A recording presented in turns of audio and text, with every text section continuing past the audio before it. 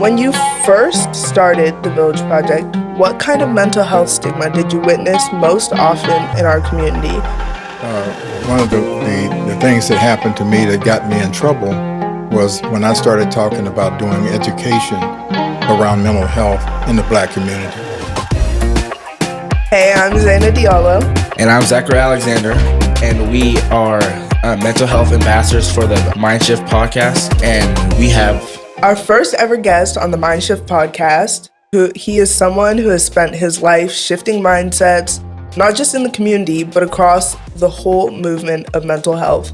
Melvin T. Mason is a civil rights activist, a presidential candidate, and a founder of the Village Project, the organization that powers this podcast. Back in 1984, he ran for the president of the United States under the Peace and Freedom Party. But way before that, and long after that, he's been organizing for justice, mental health, equity, and community. Healing right here in Monterey County. Mr. Mason has worked on everything from helping kids find their voice to making sure mental health services are rooted in culture, dignity, and care. If you've ever felt like you didn't belong or that you were struggling alone, this is someone who has dedicated his life to making sure you're not. We're honored to welcome Mr. Mason to the show. Thank you. I'm pleased and proud to be here. Great. So let's begin with our first question. First question I'm going to send out to Zaina. Okay, so our first question is, when you first started the Village Project, what kind of mental health stigma did you witness most often in our community, and how have you seen that shift over time? Okay, great question. I just want to make one small correction. When I ran for president in 1984, it was as a leader of the Socialist Workers' Party. Not that we didn't have some affinity to the Peace and Freedom Party, but we were a separate organization. That's probably a very minor point. What did I see in terms of stigma? And also other kinds of barriers. We have to talk about barriers to mental health, especially for Black and brown people. I worked for a couple of mental health agencies over the years, and also worked for Monterey County Behavioral Health. And so one of the things that you see was sometimes the purposeful mischaracterization of mental health by mental health institutions themselves. One of the things that happened to me that got me in trouble was when I started talking about doing education around mental health in the Black community, and suddenly I found out that behavioral health was not this friendly being that it was being painted as being when it came to Black people. And I think also, in being Black, and with all that we've been through in this country, from enslavement to all of the various forms of oppression, racism, et cetera, that came after. I think for most Black people, and I include myself in this when I was younger, that after all we've been through in this country, we can ill afford to have ourselves being seen as weak. And so seeking help when you were having problems, was a sign of weakness. At least that's what we thought. And so for many Black people, when we first opened up the Village Project, that was their mindset, is that after we've been through all the stuff we've been through, then how can I be running around here being depressed? How can I run around here having mental health issues? In other words, I'm letting down the race by being weak and possibly even characterizing it as being crazy. The thing that we did with the Village Project was we put it together, but we did a lot of education before we actually opened our doors to let people know that seeking help was actually a sign of being a warrior, that warriors know truth. And because if you don't look for help when you need it, then you can guarantee a certain kind of outcome, and it's not going to be very good. So when we put together the Village Project, we kind of banked on the teachings, and the meetings that we had with people beforehand, so that they would be able to trust that this agency was going to do something for them that was going to be really positive. I think it helped that both Regina, my wife, and I, as co-founders, were people who were trusted by the community. And so we were able to actually use the founding of the Village Project as a stigma reduction, action or activity in and of itself. So, and plus there had never been an organization or an agency like ours, because when we first opened up the Village Project, we opened it up primarily, if not solely, to meet the unmet mental health needs of the Black community. And of course, we knew that other people were going to come in as well, and they did, and they still do to this day, 17 days later. 17 years later, I'm sorry.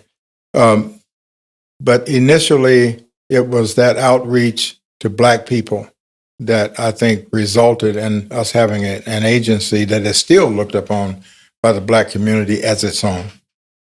Mr. Mason, taking what you just said right there, speaking on racism, I mean, you're a little bit older than us, and how did that look like for you back then? How did that look like for me? How did racism look like for me? Yeah, like you couldn't go nowhere, you couldn't do certain things because I know you in college and everything, and you were young. Oh yeah, well, and I was speaking primarily about the way that mental health or mental health care was presented, or in some cases not presented, to Black people. Mm-hmm. What would have been wrong with the behavioral health agency starting to really focus on educating Black people about mental health, about the services that were being provided, and putting a positive spin on that? That wasn't something that was going on, and it was almost as if they wanted Black people to continue to feel that seeking health care was something that said that you were weak, that would prevent Black people from actually reaching out for those services. But beyond that, I think it would also mean that the behavioral health system itself would have to transform, because the behavioral health system was basically Eurocentric, which means it was white oriented. And that there was no room for Black people, and that maybe that there was an underlying current of thinking is that if we don't get treatment for Black people, that Black people will end up in jail and prison. We've seen that happen. So that, to me, that's how the racism began to display itself, was because those would be the outcomes. If Black people didn't see that mental health, and that also that there was a kind of a mental health service or services that had them in mind, that incorporated healing strategies that were not foreign to the Black community. And so that the Black community would then be able to see mental health care as a positive, and that more Black people would be getting mental health care than would be going to prison and jail. So that was always my thinking, and I'm not the only one that feels that way. And I believe that we were feeling that way because that was the truth. But again, on the day that we opened up this agency, because we had people from the behavioral health system that told us that we were kind of barking up the wrong tree, that Black people and brown people would never go to therapy. That supposedly that was the history of Black people and the mental health system. They would never go to therapy. Well, on the day that we opened this place up, there were people lined up down 2 flights of stairs to sign up for therapy. And most of those folks were Black. There were brown people as well and others. But most of those people that were signing up for therapy were people that the system said would never show up for therapy. And they've been showing up ever since. Mr. Mason, thank you for that, by the way. But can you tell us the story of a time when you faced mental health challenges as a young person, and how did you overcome it? overcome it? Sorry. Okay, great question, Zach. I suffer from depression. And when it happened to me when I was basically when I was in high school, I didn't know what was going on. There were times when I felt incredibly sad when all kinds of really good things were going on. I was a basketball player and a quote unquote star when I was in high school at Monterey High. And sometimes after, games in which people said, God, we never seen a guy play like that, I was unhappy. I spent a lot of unhappy times during high school.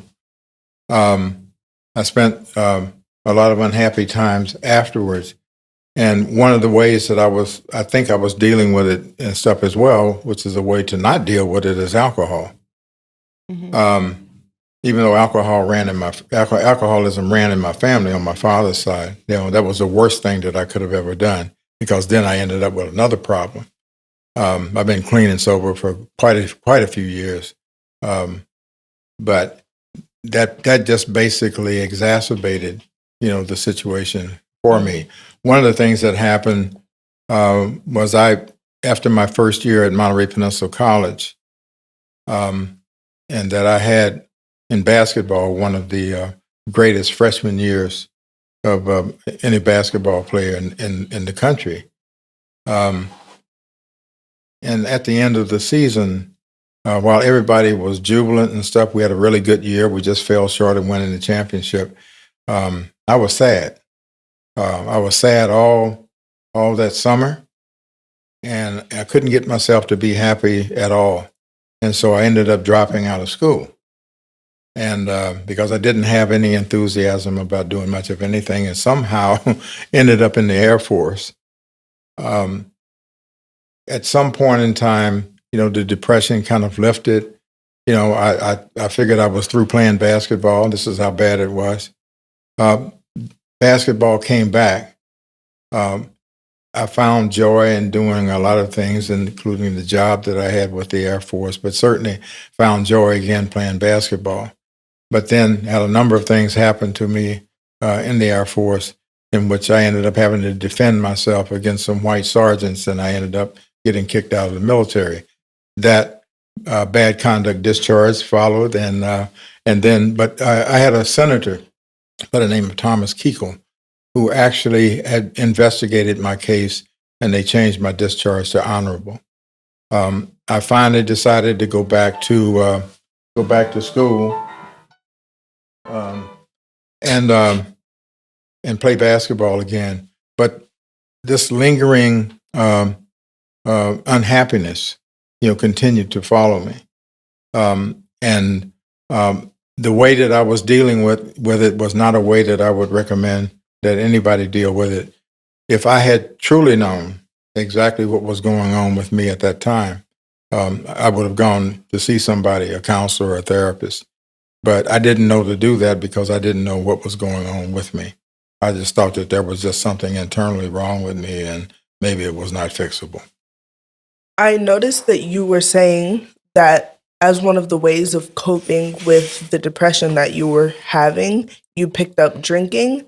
And I liked what you said about not only was it not a coping mechanism, but it also added another issue on top of the problems you were already having. Yes. And I think that's something a lot of youth in this generation haven't realized yet, is that sometimes the things that they're using to cope is something that could end up adding another layer to the issues.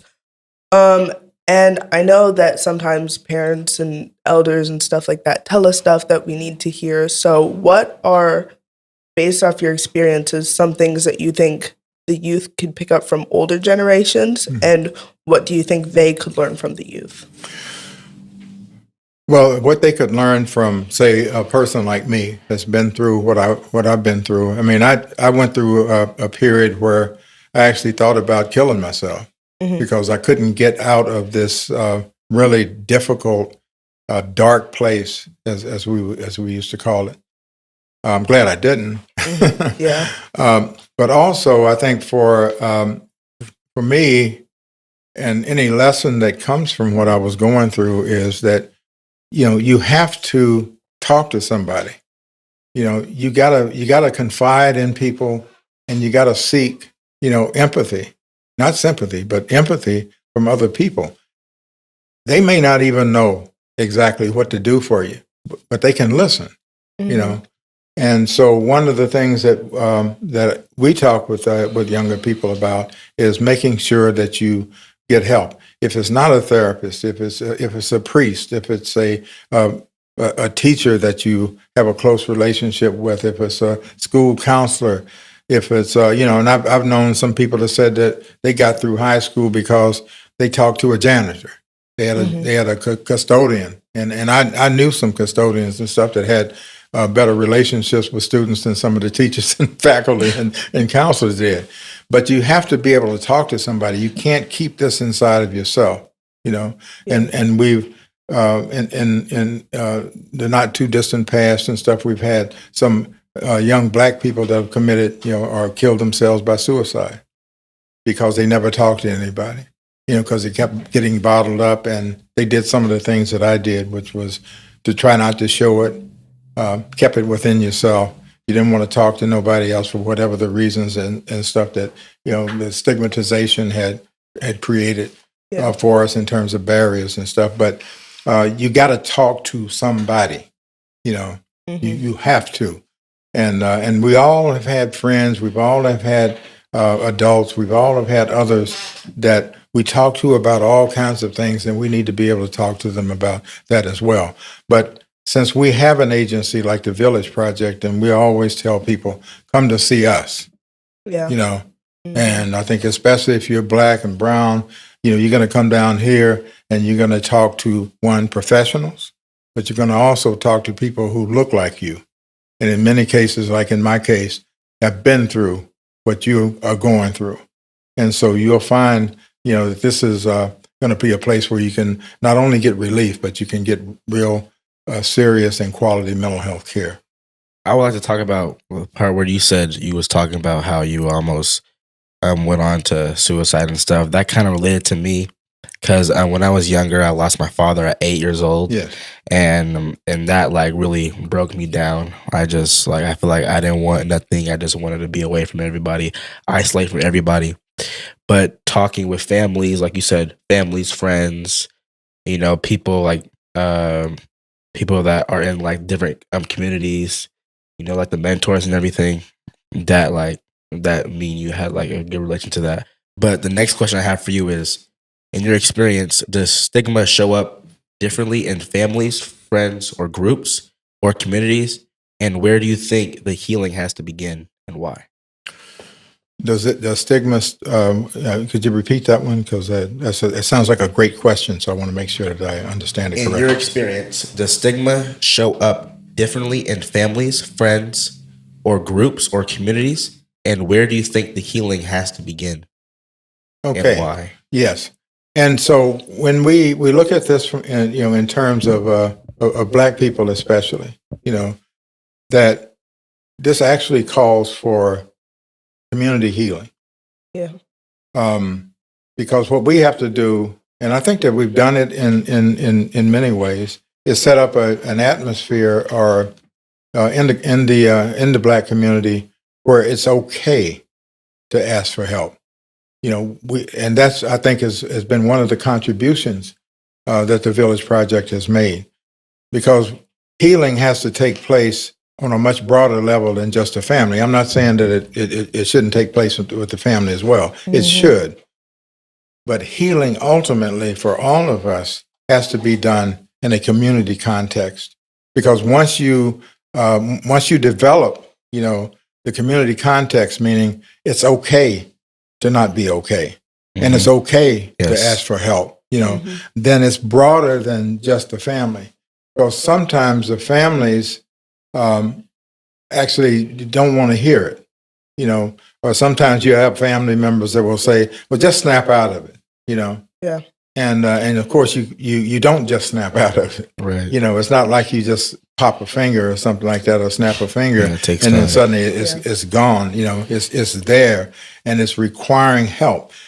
But if we have a community that is healing oriented, then it makes it easier for everybody to be able to talk to any and everybody about what they're going through and to get help on a much broader level and a much more effective level than if it's just done purely one-on-one and you're seeking help on a one-on-one basis. I'm not saying that you shouldn't talk to people, Right. but then I think agencies like ours, and with the work that you all are doing, I'm obviously familiar with, that this is about healing communities. Yeah. And so there has to be this atmosphere in the community and stuff that makes it okay when any of us are not feeling well to be able to talk to somebody else and know that it's okay to do that. I know you were just talking about community work, doing work within the family, and just how you have to do your internal work to help yourself, but it's also a community thing that needs to happen. And I know in communities, we hear a lot about safe spaces. But what does it actually look like to create a supportive culture for mental health in schools and workplaces? Okay. Well, what we've done at the Village Project is we have something called Black Space that we actually created right after the George Floyd murder. Prior to that, when with COVID, with the pandemic, we created we created something that we call warm calls, and some of us, actually sat by the telephone, and we had people call in, and they would call in, and they would just be saying things like, I'm having real trouble dealing with the pandemic. We had people who were isolated. We had people that were suffering from depression and anxiety. And while they didn't necessarily come into the agency, even though some did, to get therapy, the fact that they were able to make that call and have somebody on the other end that understood what they were going through, gave them a sense of safety. It was, that was kind of a safe space. They didn't even have to go out of the house, but they felt like they were connected, to something that was much broader, obviously, than themselves. I think we received something like 300 and some odd calls during that period from people. Some people called in more than once. And again, it wasn't about, could you sign me up for therapy, even though that did happen. But it was about how good people felt. And we started getting calls to the front office saying things like, I just appreciate the Village Project. I was able to call when I wasn't feeling good, and I feel great, and or that was what a wonderful human experience that was. And then when the George Floyd situation happened, then we started getting calls from Black people, who are having all kinds of problems in terms of trauma, stress, being scared, if I walk out of my house, am I going to get shot too? And rather than getting a response from somebody saying, "Oh, well, that's outlandish, that's crazy, ain't nothing like that going to happen." Well, these people were feeling that kind of trauma and stress, and yes, it could happen. It can happen anywhere. So people started calling in, and so then we created something called Black Space, and it still exists now. And so people can call in. It's not a super structured kind of program. It's just that people can call in. People can, and we have it in Zoom, so people can actually see each other, and people can talk about whatever it is that Black people want to talk about. They can talk about on Black Space. We have it. We were doing it every day, and then we decided after a while that we would do it every Monday.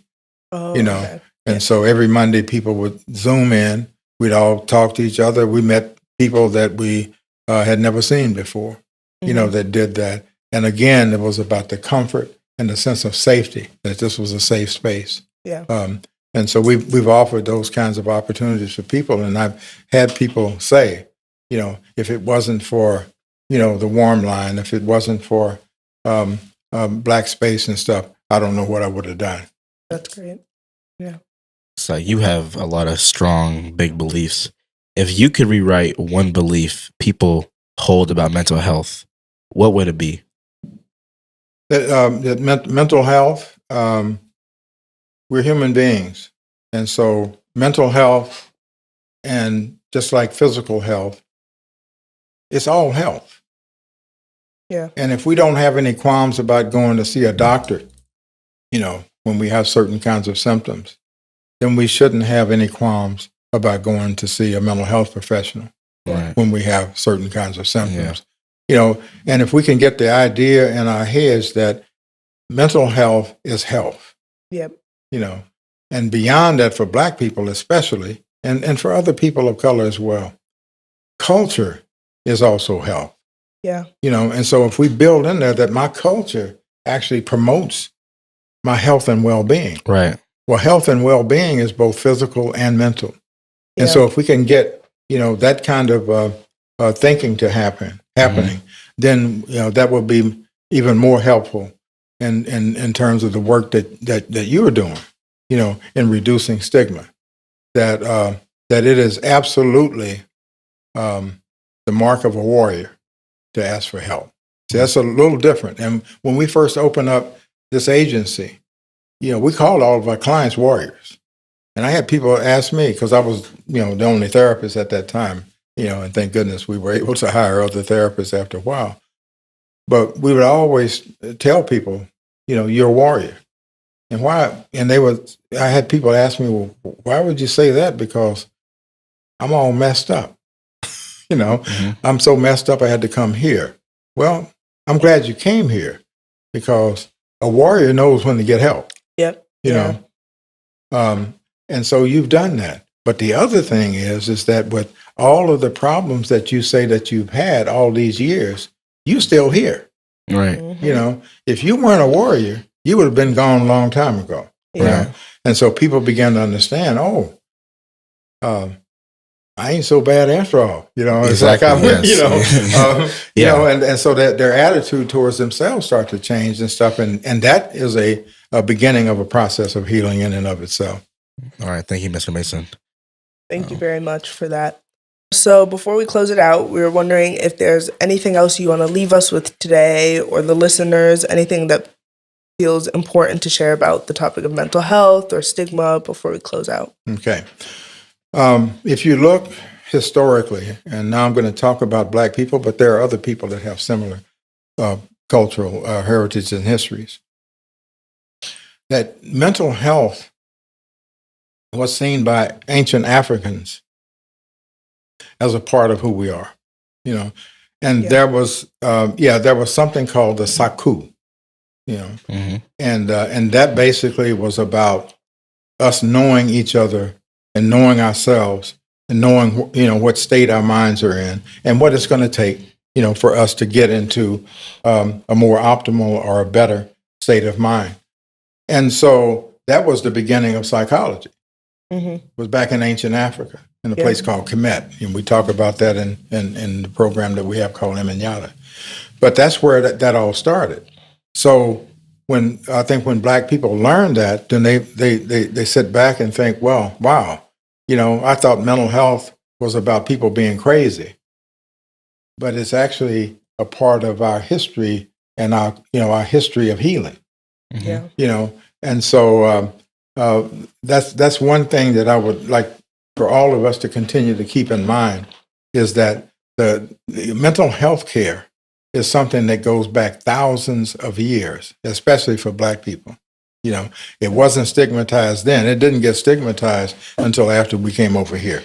And if you know anything at all about the history of Black people and psychiatric care, if you want to call it that, that we were given all kinds of crazy diagnoses in slavery. They had a diagnosis for everything that they said was wrong with us, which was keeping us being profitable for them. One was called drapetomania. All right, yeah. And you may have heard that before, and I talked about that quite a bit over time.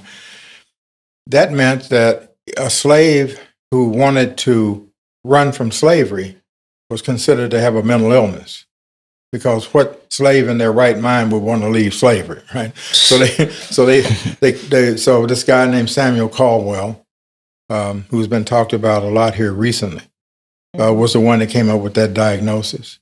And so so when slaves tried to escape, they said, well, he has drapetomania.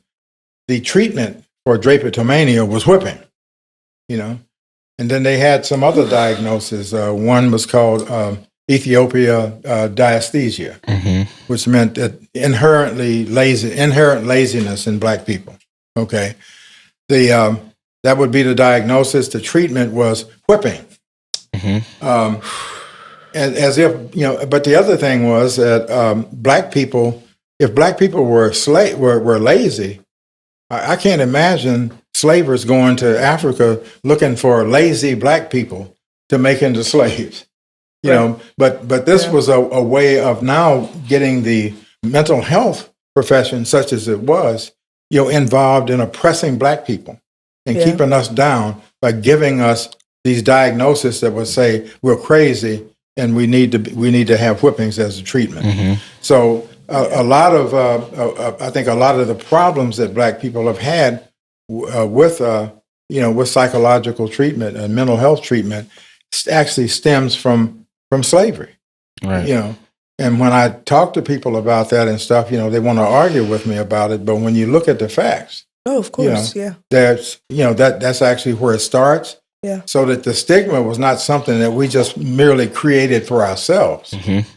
There was a basis for it, and the basis was the mistreatment, was slavery, was oppression, racism, all of those things. Right. Thank you, Mr. Mason.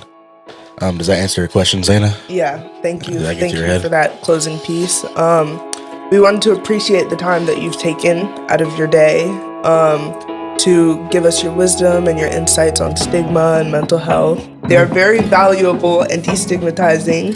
They help people to get a clear understanding of how we can approach mental health and giving people more of an idea on it. So thank you very much for being a part of our first episode. Right. Well, thank you so much, and I just appreciate being invited to be here. Are we looking forward to see you again? Yes, you can call me anytime, especially now that I'm theoretically retired. Thank you, Mr. Mason. We appreciate you.